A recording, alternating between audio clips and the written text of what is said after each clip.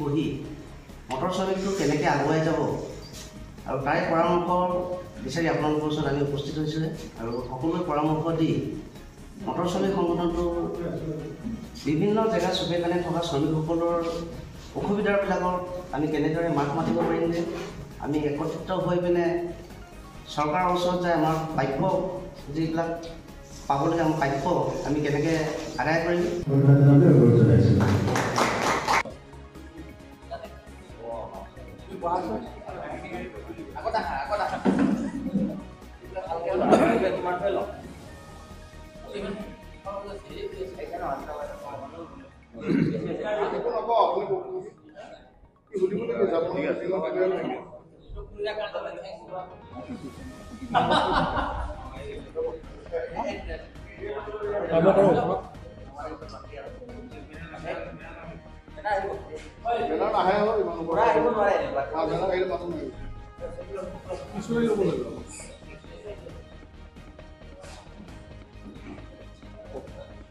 সাংবাদিক বন্ধুসকললৈ সদৌ মটৰ শ্ৰমিক ফেডাৰেশ্যন পক্ষৰ পৰা ধন্যবাদ জ্ঞাপন কৰিছোঁ। আমাৰ আজি কাৰ্যনিৰ্বাহক বৈঠক অনুষ্ঠিত হৈছে। চিপাঝাৰ সন্মিলনৰ পাছত আমাৰ প্ৰথম কাৰ্যনিৰ্বাহক বৈঠক।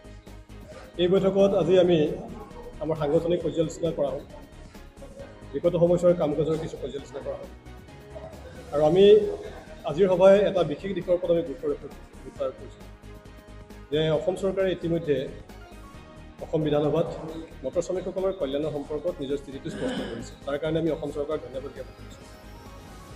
আমি লগতে লক্ষ্য ৰাখিছোঁ যে বাজেটত কিন্তু মটৰ শ্ৰমিকৰ কল্যাণৰ কাৰণে আৰু কল্যাণবোৰ গঠন কৰাৰ ক্ষেত্ৰত যি পুঁজি ধাৰ্য কৰিব লাগিছিল সেই পুঁজি ধাৰ্য কৰিছেনে কৰা নাই সেইটো আমাৰ স্পষ্ট হোৱা নাই। তো আমি অসম চৰকাৰক আপোনালোকৰ জৰিয়তে আহ্বান জনাব বিচাৰিছোঁ মটৰ শ্ৰমিকসকলৰ কাৰণে এখন কল্যাণ বোৰ্ড অতি শীঘ্ৰে তেওঁলোকে গঠন কৰাৰ ব্যৱস্থা কৰে আৰু মটৰ শ্ৰমিকসকলৰ কল্যাণ আঁচনিসমূহ সঠিক ৰূপায়ণৰ বাবে যাৱতীয় পুঁজিৰ ব্যৱস্থা কৰাৰ কাৰণে আমি মাননীয় মুখ্যমন্ত্ৰী মহোদয় তথা অসম চৰকাৰক আপোনালোকৰ জৰিয়তে আবেদন জনাইছোঁ। এইখিনি বিশেষকৈ আজি আমাৰ সিদ্ধান্ত সাংগঠনিক সিদ্ধান্ত। কাৰ্যালয়ৰ সম্পৰ্কত আমাৰ সিদ্ধান্ত হৈছে আমাৰ ইতিমধ্যে স্থায়ী কাৰ্যালয় পঢ়াত আছিলে মে দিৱসৰ এটা কাৰ্যসূচী সিদ্ধান্ত হৈছে। অহা 1 মে তাৰিখে আমি কেন্দ্ৰীয়ভাৱে মে দিৱসটো অনুষ্ঠিত কৰাৰ কাৰণে আলোচনা কৰিম। আমাৰ নেক্সট ছেশ্যনটোত আমি স্থানটো নিৰ্বাচন কৰিম। লগতে আৰু এটা বিষয় আলোচনা হৈছে যে মটৰ শ্ৰমিকসকলে ইলেকশ্যনৰ দায়িত্ব পালন কৰাৰ সময়ছোৱাত তেওঁলোকে যিটো মজুৰি পাব লাগে সেই মজুৰিটোৰ পৰা বিভিন্ন সময়ত বহুসকল শ্ৰমিক বঞ্চিত হোৱাৰ অভিযোগ আহিছে। গতিকে আমি এই বিষয়টোৰ লগত আলোচনা কৰিছোঁ আৰু ইলেকশ্যন কমিশ্যনে আমি এখন মেমৰেণ্ডাম পত্ৰ প্ৰেৰণ কৰিম। আমি বিচাৰিম যে মটৰ শ্ৰমিকসকলৰ নিৰ্বাচনৰ ডিউটিৰ সময়ছোৱাত যি প্ৰাপ্য মজুৰি তেওঁলোকে যাতে পোনপটীয়াকৈ তেওঁলোকৰ একাউণ্টত দিয়াৰ ব্যৱস্থা কৰে, তেওঁলোকৰ মালিকৰ যোগেদি একাউণ্ট তেওঁলোকে দিয়াৰ ব্যৱস্থা যাতে নকৰে।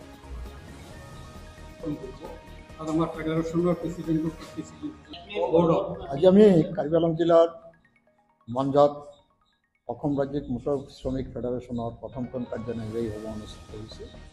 ইতিমধ্যে আমাৰ কাৰ্যকৰী সভাপতি আপোনালোকক অৱগত কৰিছে আমাৰ কি কি এজেণ্ডা আছে। অহা দিনত আমাৰ এই ফেডাৰেশ্যনখন নৰ্থ ইষ্ট অৰ্থাৎ আমাৰ 7 চিষ্টাৰ যিটো আছে আমি এই 7খন ৰাজ্যক সামৰি লৈ আমাৰ সংগঠনটো যে মজবুত কৰাৰ কাৰণে আমাৰ ইতিমধ্যে এটা প্ৰস্তুতি চলাই আছে। ইতিমধ্যে আমাৰ অৰুণাচল, মেঘালয়, নাগালেণ্ডত আমাৰ বিউটি কৰিছে এইটো। গতিকে অহা দিনত আমাৰ কৰ্মসূচী থাকিব যাতে আমি মেঘালয়, অৰুণাচল, ত্ৰিপুৰা, মিজোৰাম আটাইবোৰ ষ্টেটত আমি আমাৰ সংগঠনটো দিয়ে পাই নিব পাৰোঁ। আমাৰ আৰু সংগঠিত আন্দোলনটো আৰু বৃদ্ধি কৰিব পাৰোঁ। শ্ৰমিক ঐক্য আৰু মটৰ শ্ৰমিক ঐক্যক যাতে আমি সুদৃঢ় কৰিব পাৰোঁ এইখিনি আহ্বান আমি জনাইছোঁ আৰু অসম চৰকাৰৰ ওচৰত আমি আবেদন জনাইছোঁ যাতে আমাৰ শ্ৰমিকসকলৰ ন্যূনতম মজুৰিৰ কাৰণে যিটো চৰকাৰী ল হিচাপত আছে সেইখিনি দিয়াৰ কাৰণে আমি তেখেতলোকক আহ্বান জনাইছোঁ। ধন্যবাদ আমাৰ সংবাদ বন্ধুসকলৰ কাৰণে আমাৰ হয়, যান বাহনে কঠোৰ কৰিছে, আমি সেইটো দেখিছোঁ যোৱা বছৰ। ইয়াৰ কাৰণে বহুত দীঘলীয়া এটা বিষয়। এই বিষয়টো ইমান সহজ বিষয় নহয়। আমি VBগিৰি নেশ্যনেল লেবাৰ ইনষ্টিটিউশ্যন, তেওঁলোকৰ যি ছাজেশ্যন, এই ছাজেশ্যনটো অসম চৰকাৰক কাৰ্যকৰী কৰাৰ কাৰণে অনুৰোধ কৰিছোঁ।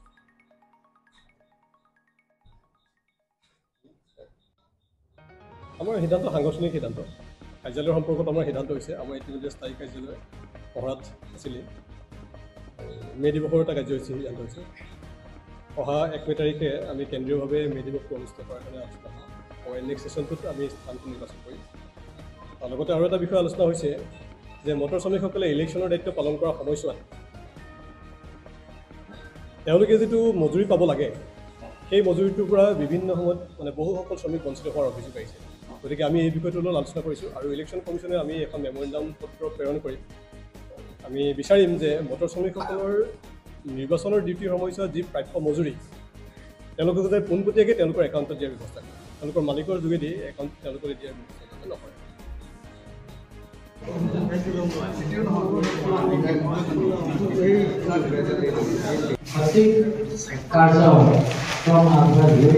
বিকল্প ঘোষিত কৰিব পাৰিম বুলি আশা ৰাখি অসমৰ ভাল পৰামৰ্শ পাম বুলি মই আশা ৰাখি